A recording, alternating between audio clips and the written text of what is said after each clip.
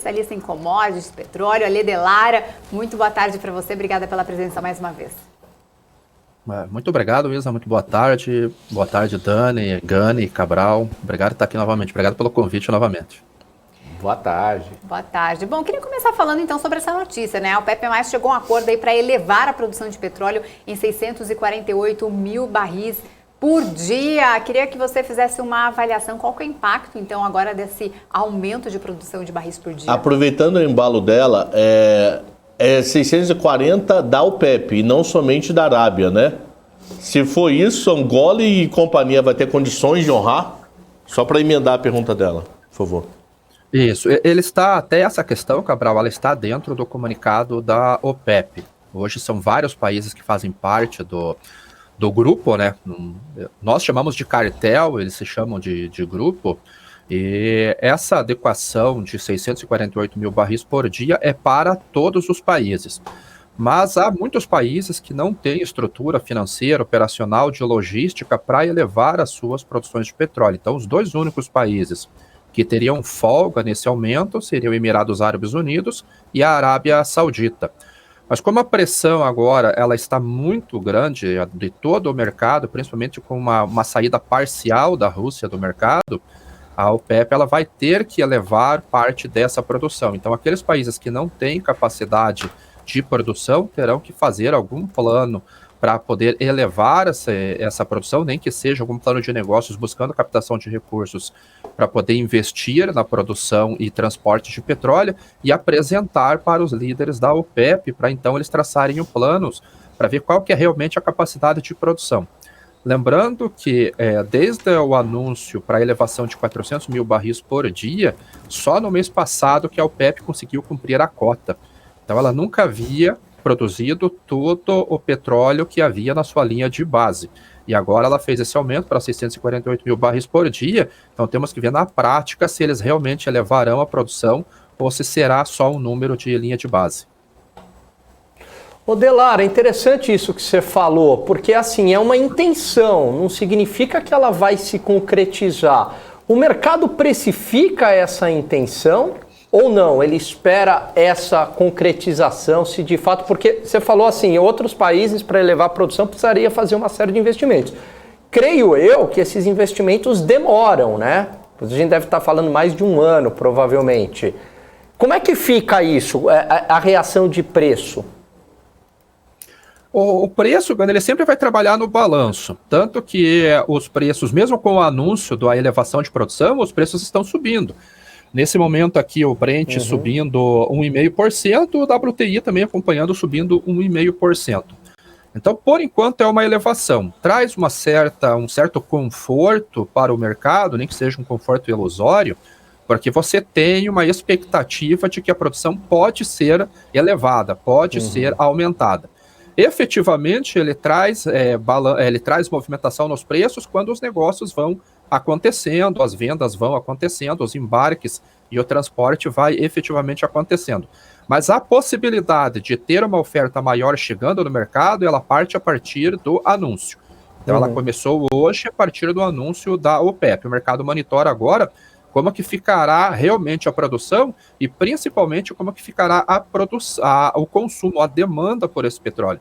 Porque eu estava olhando as minhas planilhas aqui, que eu acompanho a produção da Rússia, entre janeiro e fevereiro, a Rússia produziu 30% menos, caiu de 15 para 10 milhões de produção por dia da Rússia.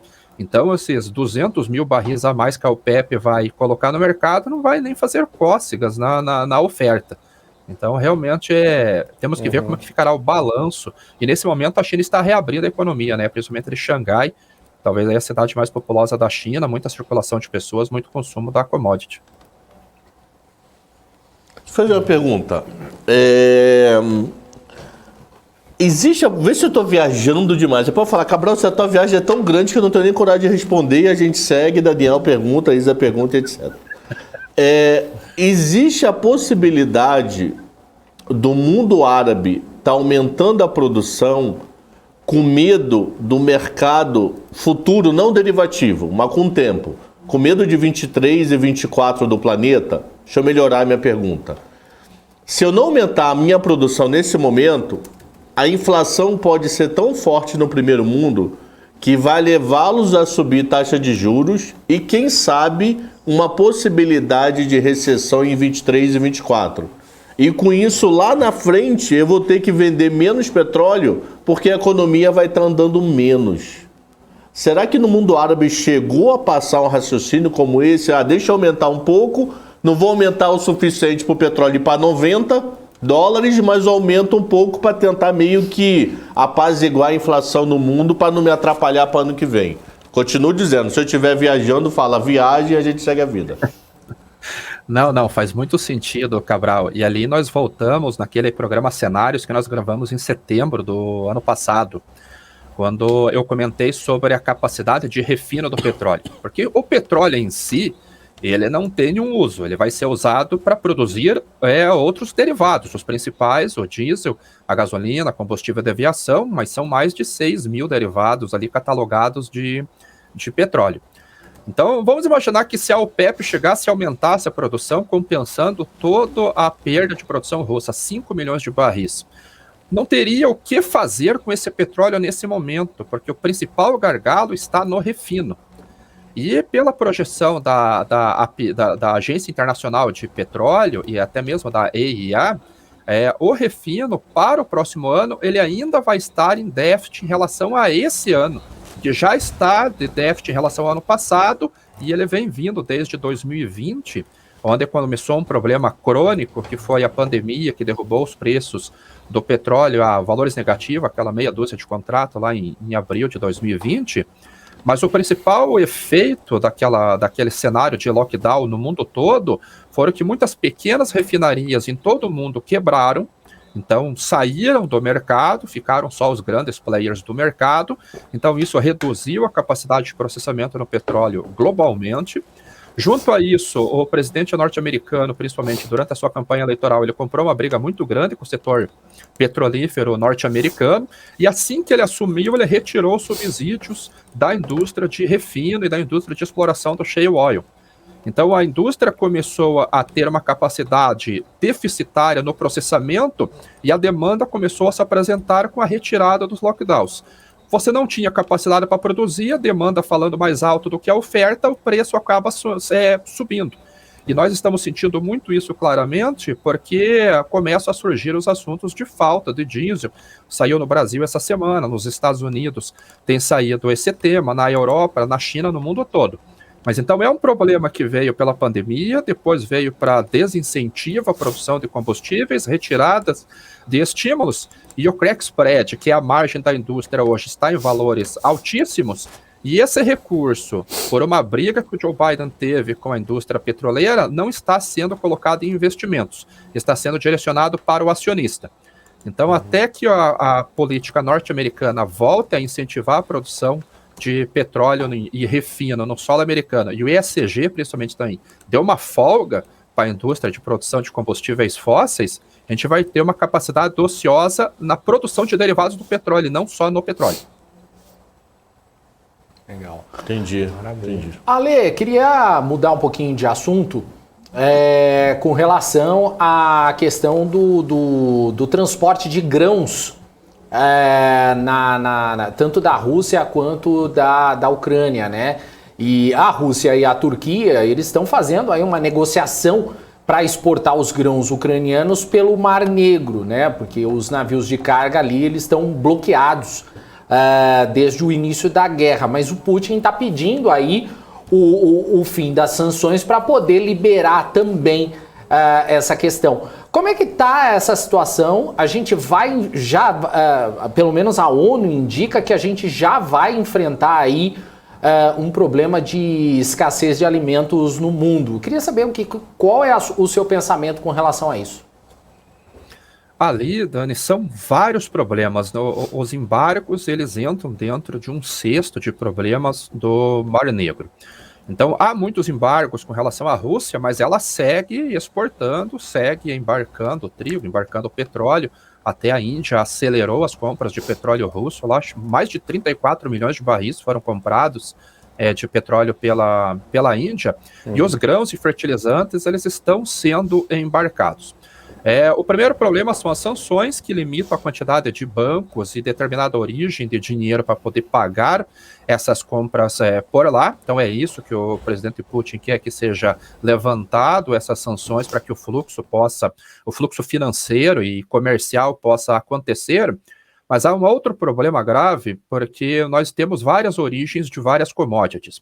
Então, quando o comprador ele decide de qual origem comprar, ele vai olhar o seu custo de aquisição. Onde estiver mais barato é onde vai ser a origem para aquela compra por lá. E esse cálculo de originação, ele leva em conta o preço no porto de origem mais o frete.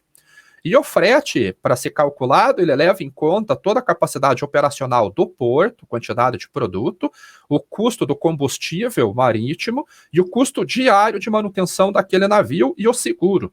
E o problema maior na região do Mar Negro está justamente no seguro, porque os P&I Clubs, que são os grupos de seguradoras que vendem o seguro para embarcação, não para carga, eles mais do que triplicaram o valor para o seguro de navios que vão na região do Mar Negro. Então, um seguro para um navio que custaria $1,5 milhão está a 5, 6 milhões de dólares. Então, um frete que poderia sair da Rússia, por exemplo, para a Índia, para a Ásia, por 50, 40, 50 dólares, está a 60, 70 dólares. Então, você comparando esse custo de originação na Rússia, comparando o custo de originação na Argentina, na Austrália, ou mesmo nos Estados Unidos, as outras origens estão baratas. Então, as sanções comerciais são uma parte do problema.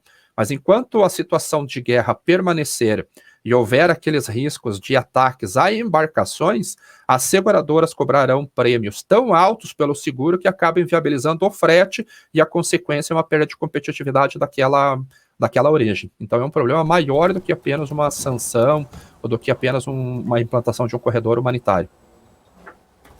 Deixa eu te fazer uma pergunta. Qualidade do produto. Devido à guerra, ele foi colhido no momento certo? Ele está com colheita completa? Ele está sendo guardado no momento certo? Então vamos lá, a Ucrânia é top 1 em girassol. Foi colhido no mês que era para ser colhido, está sendo guardado do modo certo. Tem gente lá para fazer isso, o pessoal está com medo, fugiu devido à guerra. Como é que está o dia a dia lá na Ucrânia, principalmente de grãos? Está de paz, não está? Depende do grão? Não, depende da sazonalidade agora. Aquelas que foram as culturas de inverno, que começou a colheita no finalzinho do mês de março, e aí entra o trigo ucraniano, foi feita a colheita quase que normalmente nas regiões que não havia conflito, como ele começou no leste da Ucrânia, na região de Donbás, e foi avançando, e ali é uma grande região produtora, mas não é a única, produz praticamente em todo o território ucraniano. Então, essa colheita, ela acabou acontecendo. E o início da colheita de girassol, milho, também aconteceu em grande parte. Conforme a guerra foi avançando, ficou a incerteza de como que ficou o plantio nessas áreas, indo do centro para o leste da Ucrânia. Então, é onde as estimativas de produção e de exportação acabaram derrubando os números. O problema começou quando, no início da guerra, bloqueou-se o tráfego na região, marítimo, ferroviário e terrestre, completamente por caminhões. Então, tudo aquilo que foi colhido e não tinha sido já exportado, já embarcado, continuou armazenado na região. Então, você tem uma sobrecarga de produtos armazenados na Ucrânia nesse momento. Houveram tentativas de descer pelo rio Danúbio para sair pela Romênia, uma implantação de um canal, de uma logística via ferrovia saindo pelo porto de Klaipėda na Ucrânia, na Lituânia, mas a capacidade operacional para o fluxo de mercadorias é muito pequeno em comparação com os embarques marítimos. Então o grande problema hoje não é só o plantio e a colheita, mas onde colocar esse produto, essa commodity. Não tem onde você colocar. E se ela ficar no tempo, ela começa a estragar. Então, o problema maior da Ucrânia hoje é justamente esse. É uma capacidade de armazenamento muito elevada, impedindo que novos produtos cheguem no mercado. Ale, fechou. A percepção que eu tenho é que enquanto não resolver esse conflito entre Rússia e Ucrânia, enquanto permanecer, é preço de commodity lá em cima. Dá para ter alguma solução em contornar o preço das commodities energéticas e de alimentos com o conflito continuando? E se existir essa solução, quanto tempo demoraria mais ou menos? Uau, essa é uma pergunta de trilhão. Trilhão de dólares. Mas você é o cara do trilhão, você é o cara que mais entende commodities. Então, como o Gani fez a pergunta, ele tem 10% da comissão que você ganhar de trilhão. Pronto. Aí Gani divide entre nós aqui depois. Boa. Existem, quando nós estudamos a economia, e aí vocês vão saber muito melhor do que eu, existe a teoria de que a alta de preços ela vai até o limite do poder de aquisição do comprador. Então, chega um momento que o preço destrói a demanda. Então, para essas commodities hoje, o grande driver, talvez, para uma redução, seja a destruição da demanda. Então, olhando pelo lado do petróleo, talvez a OPEP ela não esteja para ela no momento de quanto mais alto, melhor. Mas em qual patamar de preços altos, por mais tempo eu consigo manter o petróleo? E nós vimos que ultimamente $110 o barril é uma faixa de preços que o mercado consegue comprar e há disponibilidade de petróleo. Então, o racionamento de oferta, ele está ali nessa faixa de $110. Commodities agrícolas, que partem para os alimentos, nós temos que olhar a sazonalidade também, porque ela vai trabalhar dentro da oferta, demanda e estoques, mas e a sazonalidade que vai determinar esses 3 pontos. Então, o milho, nesse momento, nós temos a Ucrânia, que é um dos 4 principais players do mercado, impedida de participar do mercado internacional. Então, nós temos uma redução, a princípio, de 22 milhões de toneladas, o que seria o integral da Ucrânia, mas alguma coisinha ela consegue exportar. O Brasil, ele colheu a safra de verão, a Argentina colheu a safra de verão, houve uma redução por condições climáticas de quebra de produção, e há milho de inverno, o milho safrinha do Brasil, chegando no mercado agora. Começou a colheita na semana passada aqui no Mato Grosso, e a expectativa é um número próximo a 85, ou quem sabe até 90 milhões de toneladas, o que seria recorde para o Brasil para o período. Os Estados Unidos está plantando o milho nesse momento. Houve um atraso muito grande nas 2 primeiras semanas, recuperou esse atraso, então sai parte do prêmio de risco do desenvolvimento da lavoura, lá que tem uma janela curtinha. Ele saiu do mercado e os preços acabaram cedendo dos $8 o bushel, agora 7,30 no vencimento julho, e a entrada da safra já abaixo de $7 o bushel. Olhando nessa oferta, houve uma redução de oferta do milho nessa temporada. Menor área nos Estados Unidos e quebra de produção no Brasil. Mas vamos olhar para quem demanda esse milho, principalmente, que é México, Japão e China, que são os 3 maiores principais. Houve uma redução também nesse momento da demanda. Então, a China em lockdown consome menos. Houve uma redução do plantel de suínos para lá, de matrizes de leitões. Consome menos também. Houve uma restrição de circulação, consome-se menos etanol de milho em muitas regiões. Então, por mais que tenha tido uma redução de oferta, nesse momento, uma redução de demanda um pouco maior.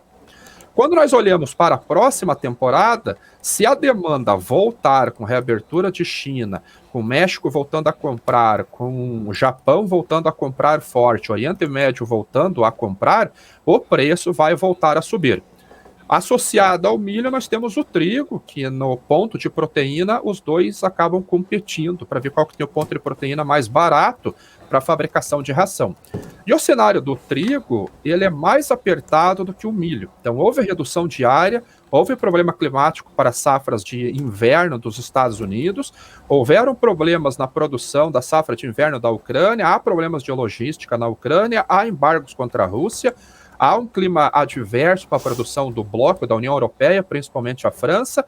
A Índia, que é o segundo maior produtor global, anunciou que vai limitar as exportações. Há problemas por causa do calor lá.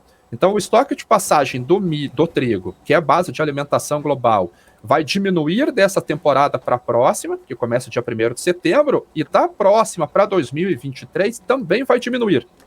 A temporada 23-24 também vai reduzir. Então, o trigo vai acabar dando sustentação para o milho. A soja já tem um cenário um pouco diferente. Houve uma quebra de produção muito forte aqui na América do Sul, mas os Estados Unidos produziu muito bem, 123 milhões de toneladas. O Brasil vai ter uma produção muito similar, 123, 124 milhões dessa temporada que se encerrou agora a colheita. Mas na próxima temporada, os Estados Unidos ampliou a área. Há uma chance muito boa de ter roubado a área do milho nesse finalzinho, agora por questões climáticas. O Laninha, a princípio, perdeu força para esse ano, seria o terceiro ano seguido de Laninha. Então a expectativa de produção brasileira vai para acima de 140 milhões de toneladas. Olhando para a China já anunciou uma redução da demanda, ela já reduziu a demanda para essa temporada, ela vai aumentar a produção também. Então a soja nós teremos uma oferta maior do que a demanda. Então aí a gente pode ver uma queda de preços na soja. Se cai a soja, cai o óleo, cai o farelo. Se cai o farelo, dá uma acomodação para o produtor de frango, produtor de suínos, para o pecuarista. Mas por enquanto, ou pelo menos até a entrada da safra norte-americana, lá no finalzinho de setembro e outubro, os preços da soja permanecerão altos. Então o cenário para trigo e milho é diferente do que a soja. Enquanto essas duas commodities têm uma redução de preços momentânea e pode ter uma elevação para a próxima temporada, a soja tem uma alta nesse momento e pode ter uma redução para a próxima temporada. Que aula, hein? Muito bom. Ainda sobre os embargos, Ali, os 27 Estados-membros da União Europeia chegaram a um acordo ali para banir as exportações do petróleo da Rússia para o bloco, né? Voltando a falar de petróleo, segundo o líder do bloco europeu, Charles Michel, ele disse o seguinte: isso cobre imediatamente mais de 2/3 das importações de petróleo da Rússia, cortando uma fonte imensa de financiamento para sua máquina de guerra. A presidente da Comissão Europeia, Ursula von der Leyen, também falou sobre isso, disse que o acordo feito vai cortar cerca de 90% das importações de petróleo da Rússia para a União Europeia até o fim deste ano. O preço do petróleo pode não arrefecer tão cedo. Qual que é a sua opinião, né? Deve arrefecer ou não? Eles vão conseguir mesmo cumprir esse embargo sem que sejam prejudicados? Aqui vai entrar uma questão política também, Isa, porque a OPEP hoje tem a Rússia como um dos membros, né? O maisinho do OPEP é a Rússia. Mas os saudistas falaram que já estão estudando a retirada da Rússia do bloco, né? Do cartel. Então, pode ser que o Oriente Médio seja o candidato a fornecer esse petróleo para a Europa. Eles teriam, Emirados Árabes Unidos e Arábia Saudita, teriam capacidade, nesse prazo de 9 meses, de elevar a produção a ponto de atender essa demanda. Até porque a Índia aumentou compras de petróleo russo, então ela deixa de comprar de outras origens. A China compra petróleo russo também, então deixa de comprar de outras origens. Vai elevar os preços porque o transporte mais barato que existe é através de oleoduto. E não há um oleoduto com capacidade suficiente para levar petróleo do Golfo Pérsico, do Oriente Médio, para a Europa, para a Alemanha, para a Holanda, para o próprio Reino Unido. Então esse transporte terá que ser por navio. E ali, quando você pega uma taxa diária de um VLCC, de um Aframax, que são os navios que transportam petróleo, são muitíssimo mais elevadas do que o transporte por oleoduto. Então isso mantém o preço do petróleo em alta. Se eles conseguirem realmente implantar, e nesse período eles encontrarem uma alternativa para o petróleo, vai haver uma saída de petróleo russo do mercado, que pode ser absorvida por países como China, como a própria Índia, ou até outros países na Ásia, e ali vai ser refletido no preço do físico do petróleo, chama-se OSP, Oil Sales Price. Então o prêmio do petróleo russo hoje, que está em torno de $30 abaixo do Brent, pode ser uma alternativa para esses destinos por enquanto. Então, há uma boa chance realmente de que a Europa consiga sanar esse problema do embargo, por isso que eles têm um período de 9 meses para tomar essa decisão realmente. E eu acredito que se chegar lá no 6º mês, 7º mês, ver que não foi possível encontrar uma origem com capacidade de fornecer, eles devem levantar os embargos também ou postergar essa decisão. Mas eu tirar uma dúvida. Eu esqueci. Eu esqueci, maluco. Cabral, vai. Peraí, Enquanto você lembra, deixa eu fazer uma pergunta pro Delara. Eu esqueci. O pior que eu pedi aqui internamente. Ai, Posso fazer uma pergunta? Me Pode? fez acordar. Vamos, eu esqueci. Deixa eu fazer uma pergunta aí, você vai faz que eu lembrando. esqueci. Ô, Delara, eu vejo... eu não sou especialista em commodities, sou economista. E aí eu vejo umas decisões que a Europa toma em relação a... Não vamos mais comprar gás natural da Rússia, não vamos mais comprar petróleo, que beira para mim a infantilidade, porque você não vai mudar a realidade, né? É de uma loucura. Tem alguma coisa que alguém do mercado de commodity está enxergando, que eu não estou enxergando, que justifique decisões tão irracionais? É uma outra boa, ótima pergunta, né? É difícil dizer porque essas decisões elas estão em cúpulas políticas. Então, quem acaba pagando essa conta acaba sendo a população. Então, desde que começaram as conversas sobre o conflito, a princípio no campo da retórica entre Rússia e Ucrânia, vai invadir, não vai invadir, e o governo americano principalmente colocando fogo colocando gasolina na fogueira, as exportações americanas de gás natural via LNG, gás liquefeito, aumentaram muito. Elas chegaram o fluxo chegou em máximas históricas. Então, os Estados Unidos se apresentou como uma alternativa ao gás natural russo. Mas cai naquele problema do replacement, do custo de reposição. Quanto que é originar o gás nos Estados Unidos e quanto que é originar o gás na Rússia. Então, a princípio e na teoria, dava certo. Sai a Rússia, entra Estados Unidos, sai a Rússia, entra a Arábia Saudita, entra Omã, entra Catar, outros países ali do Oriente Médio, e o problema de fornecimento está tranquilo. Quando nós fomos para a prática, a quantidade de navios é insuficiente, a quantidade de plantas para liquefação, para regaseificação é insuficiente, o custo de operação ele é muito caro, então voltaram atrás naquela decisão.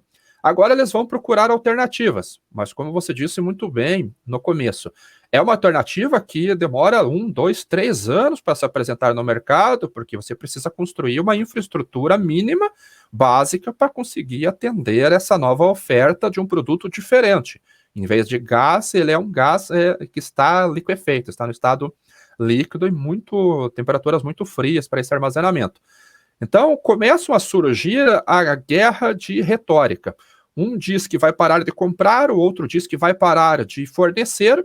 Uma hora fecha a torneirinha, outra hora fecha a conta bancária e em 2, 3 dias o fluxo acaba se normalizando. E o que está acontecendo como o gasoduto ele não pertence integralmente à Gazprom, no território onde ele passa é a empresa estatal que faz esse controle dos compressores para impulsionar esse gás. Então a Holanda tem os seus compressores, a Polônia os seus compressores, a Ucrânia os seus compressores. Países que continuam comprando e que aceitaram pagar em rublos, e segundo a Gazprom são dos 54 compradores de gás e petróleo, metade abriu conta no Gazprom Bank em rublos, vem esse fluxo de gás, é feita uma reserva para o fluxo de gás pela Gazprom, quando ele chega no destino, há uma inversão no fluxo e é direcionado para um outro destino. Então, muito do que está acontecendo na Europa é isso, é um refluxo de gás natural de um destino para outro destino, com uma venda, numa arbitragem entre o mercado russo e o mercado que está sendo tido como uma origem desse gás. Mas, de uma maneira geral, eu acho que é guerra de retórica, aparentemente, nesse momento é uma guerra no campo da retórica. Tem que demitir todo mundo lá, tirar desses cargos burocráticos e botar você lá, viu, Delara? Lembrou, Cabral? Lembrei. Só do seguinte... porque já estourou o tempo. Não, eu vou perguntar. Deixa eu perguntar. Vou perguntar não, porque ele é o editor-chefe, depois eu tomo esporro no bastidores. Vai. Pode? Por que eu tô meio assim, nos últimos dias, ficando meio pesado comprado em Brasil? Pelo seguinte, essa guerra... Vê se faz sentido o raciocínio. Também pode falar, viajou, acaba logo e chama outro convidado. Qual vai ser a solução da Rússia? Vender para a China. Fechou? E Índia também. Uma delas, tá? Mas olhando no caso da China. China foi foi um país que recentemente investiu em refino para diesel. Então, quer dizer, ele vai comprar petróleo barato da Rússia, vai refinar diesel que hoje vale ouro. Ninguém tem diesel no mundo sobrando. Isso pode fazer com que a economia chinesa se recupere mais rápido no segundo semestre e bata no Brasil, já que a gente vende muito commodities para ele, ou é viagem? O bater que você diz favoravelmente, né? Favoravelmente, no sentido bom. Sim, faz muito sentido. Mas temos que olhar também que no segundo semestre, o início do segundo semestre, ele é sazonalmente, ele é de redução da atividade industrial na China. Então é um período de muitas chuvas, em agosto e setembro, é onde muitas manutenções em plantas de usinagem, em refino de petróleo, elas são reduzidas. Então, se você diminui a produção, isso daí começa a voltar no finalzinho de setembro, que nós chamamos de peak season para os fretes, que é quando o preço do frete acaba chegando em máximas, a uma elevação dos fretes. A princípio, tem muita lógica. Se a China tem capacidade de retomar a sua economia de uma maneira mais consistente, de uma maneira mais rápida, e vai demandar esses produtos, que são basicamente commodities, ela pode puxar economias que estejam ligadas a commodities. Brasil, Austrália, o próprio Estados Unidos. A pergunta que fica é o balanço da oferta e demanda, não só de commodities, mas de todos os produtos. Se a China está retomando, está produzindo, quem compra esses produtos manufaturados vai estar com a economia aquecida suficiente ou com a saúde suficiente para comprar esses produtos que a China vai produzir? Então, eu acho que essa é uma questão que tem que ser avaliado também. Porque se nós chegarmos na peak season de fretes e o norte-americano precisar comprar algum componente eletrônico e esse container estiver custando 15, 20 mil dólares numa economia recessiva, início de recessão da economia, um desaquecimento da economia ou qualquer coisa nesse sentido, vai ter comprador para esses componentes eletrônicos que a China está bombando de produzir? Eu acho que a questão está mais ligada a esse ponto do que só o consumo de commodities pelos chineses. Aí depois a gente leva para um outro papo que consumo interno, para mim, vai segurar a China no segundo semestre. Mas deixa para lá. Muito obrigado, Ale Delara. Nós tivemos aqui a presença do homem que tem todo o Ministério do Agro na cabeça até qualquer dia. É isso que ela vai falar? Ou ele? Cabral já encerrou, então. A gente precisa encerrar a entrevista. Obrigada, Ale. Eu que agradeço. Muito obrigado. Bom trabalho para vocês. Estou à disposição. Sucesso.